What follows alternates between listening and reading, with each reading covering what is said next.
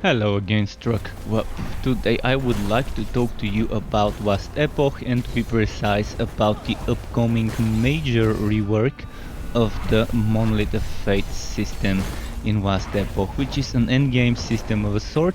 First, let's tell you how that system works in its current shape or form.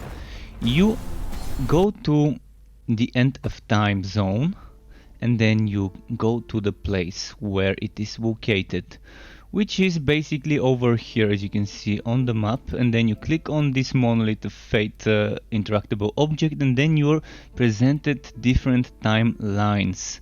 You have to make a choice between the two that are available. You can also reset it and re-roll it once, and after you have selected a timeline, you can see you would get those specific bonuses, negative and passive bonuses for the duration that is taught on the screen. So for example, this could last for a turn, then after a few timelines have been done, then it would start giving me timelines that would last for 2 turns, then for 3, for 4, for 5 turns. That means if I have a timeline that lasts for 3 turns and I'm doing the one right now, that modifier would be applied on the first map, then on the next one it would be applied along with the new modifier, and then if the new modifier also lasts for 3 turns, the other one would still have 2 left, and then after that you would have a third modifier,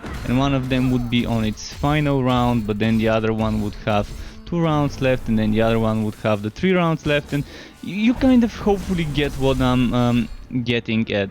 Hopefully I explained it well. I'm not the best at explaining this system whenever I try to explain it, but yeah, you stack certain bonuses and they last for certain matches, for certain maps. So that's how it currently works. You select a timeline between the two presented choices, and those bonuses apply for X rounds, X turns. Now let's talk about the new and the changed system. First of all, I'm gonna be reading through a blog post which you can see in the description below, which is the Endgame system update Monolith of Fate blog post on the forum.lastepochgame.com.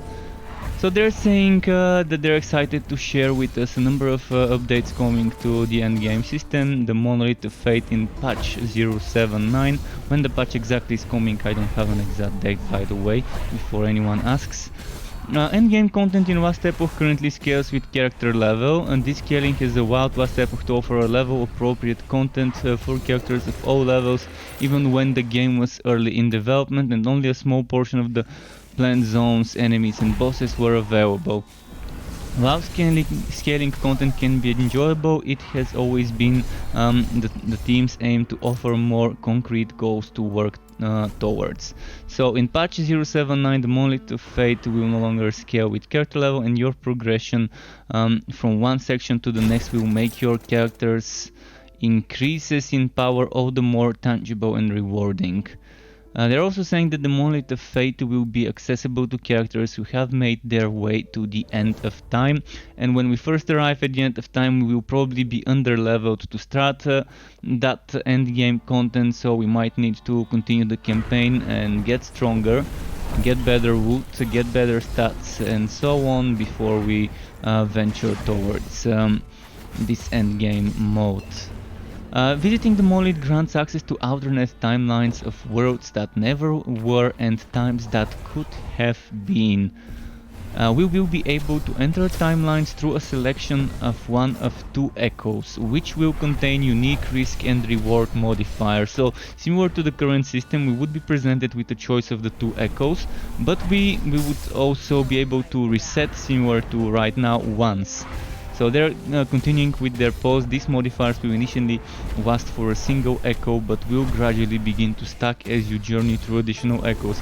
So the core system that I tried to explain at the beginning of this video remains.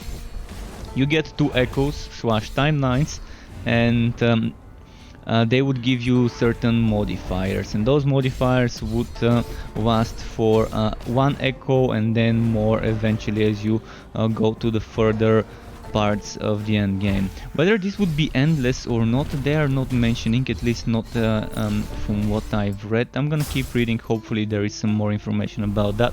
So after completing enough echoes, there is a chance to be offered a quest echo. Completing quest echoes will lead to the climax of the timeline, which if you're successful will allow you to access new timelines. Decisions you make throughout the timeline may affect the subsequent timelines that are available, but you may revisit conquered timelines to open up all possible paths. So that would allow for some sort of replayability, to check whether we can replay a certain timeline in a different way, and to just make sure we've completed everything there is to do in that timeline. So basically there's gonna be timelines, and then each timeline will have a bunch of echoes. You have to complete a bunch of steps until you get the quest echo, and then once you complete the quest echo, you finish the timeline and unlock a new one, but you can still go back to the old one. That's how I kind of interpret this. So conquering a timeline grants you the choice of 3 randomly rolled blessings, which provide permanent buffs inside and outside the monolith. The blessings are specific to the timelines that you defeat. You may face the same timelines more than once to roll for better and more fitting blessings, and may always choose to retain your current blessing. And if you're lucky, you may just find powerful, unique items that are exclusive to the timelines you conquer.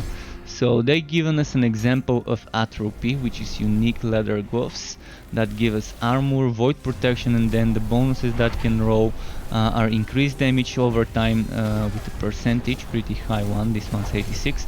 Then 35% chance to slow on hit, again that's probably has some range, and then a percent range of increased slow duration. Maybe that's fixed, maybe it isn't, we'll see. But in general that seems like a fun pair of gloves, and I can't wait to see what other unique items there might be there. Then they're continuing on at the end of the post that the monolith is challenging, and you will need to tread carefully and ensure that you're selecting echoes with modifiers you believe you're capable of handling. You can always reset your run or portal out between echoes and come back to it later without losing your progress. You may also re-roll your echo options once before needing to complete your next echo, if you're willing to part with gold and risk the new modifiers being slightly more difficult. Then as you progress deep into the monolith, there will be opportunities to empower earlier timelines, and an empowered timeline will have an improved pool of blessings available, although the enemies within will also grow stronger. We look forward to seeing you travel through the monolith and progress through the most challenging content Last Epoch has to offer. And they're also asking us to let them know what we think of the Monolith of Fate update on the forums. Link again in the description if you want to do so. And yeah, good luck travelers, we hope you enjoyed this, what they're saying. I also hope many of you would enjoy it. I may not be streaming and playing much Last Epoch, but I guess once this update hits I will play and stream it for a bit. Another thing I would like to talk about during this video is a Steam blog post posted today in the Last Epoch events on Steam. It's called Venturing Inside the Revamped Monolith of Fate. Basically what it is them sharing screenshots of locations that one might expect to find in the Monolith of Fate revamp. They're saying 4 of the screenshots below feature new boss fights. Let us know which you're most excited for. And they're saying that patch 078 chapter 8 set a new standard for boss fights in Last Epoch, and we're invested even more time to designing boss encounters for the revamped monolith. So the first screenshot is Canyon Stronghold. Ever wonder where potions come from? Now you know. Then the next one is Dragon's Grotto, obviously a boss fight with Set, who uses Lightning Breath and Roar. This fight features a set of dragons, you can see it's 2 of them. Then there's Drowned Tetimon. The water seems peaceful, don't be deceived is what the flavor text is. Then the flavor text for Fall of Ledria, the next screenshot, is a new destination. Ledria lies to the east of Welrin. And then there's another boss screenshot, Rotting Horde. A massive undead dragon, a horde of zombies, all in a confined space.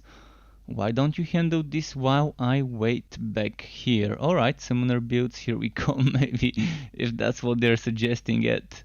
And then there's another boss fight screenshot, Ruins of Solarum. The presence of Orobris, did I pronounce this right? Orobis will be felt inside the monolith. So you can see there's some maggots and there's some weird void related things. But yeah, that's the little bit of extra teasers I wanted to share. Hopefully you loved them as much as I did. Struckweb, hope everything was clear. Ask questions maybe on the forum posts, maybe on the official Discord if something was not explained clear enough from me. I hope this information in the video was enough and sufficient. Let me know what you think in the comment section as well, whether you're excited about it or whether you think there's more, and if there's more, what more would you like to see with this system. If you'd like to get notified when I upload future content like this one for this game or others like it, or all sorts of wooters or RPG games that I normally play, sometimes even shooter wooters, you can subscribe to my channel, hit that bell button and get those notifications when I upload my content. Thank you again for watching, Struck Club.